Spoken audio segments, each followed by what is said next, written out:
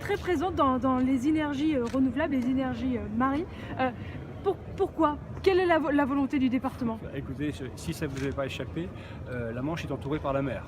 Voilà. 350 km de côte. Donc si le département de la Manche ne s'intéresse pas à la mer, et la mer c'est beaucoup de choses, ça nous produit effectivement de l'alimentation, de la conchyliculture, le poisson, mais aussi les énergies.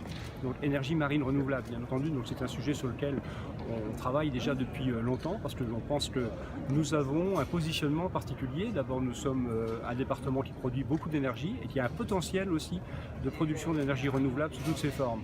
L'éolien en mer bien entendu, mais aussi l'hydrolien, et ça c'est quelque chose de particulièrement original.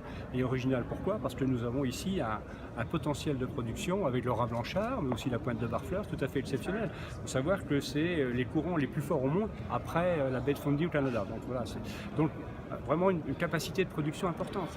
La capacité de production d'électricité dans le rat blanchard, si on remplissait tout, c'est 3 centrales nucléaires. C'est quand même extraordinaire. Donc voilà, on a un potentiel là. Nous, on y a cru, on y croit, et on y croit depuis longtemps. Et c'est la raison pour laquelle, d'ailleurs, avec notamment la région, dans le cadre de Port Normand Associés, on a investi sur le port de Cherbourg. Si on a agrandi tous les terre-pleins, 40 hectares supplémentaires, si on a allongé les quais, si on a mis des capacités de portance des quais, c'est pour accueillir évidemment des éléments très lourds. Donc tout ce qui est turbines, éoliennes, etc. Voilà. Donc les énergies marines renouvelables, pour nous, c'est une source d'énergie très importante pour l'avenir et notamment pour le département de la Manche.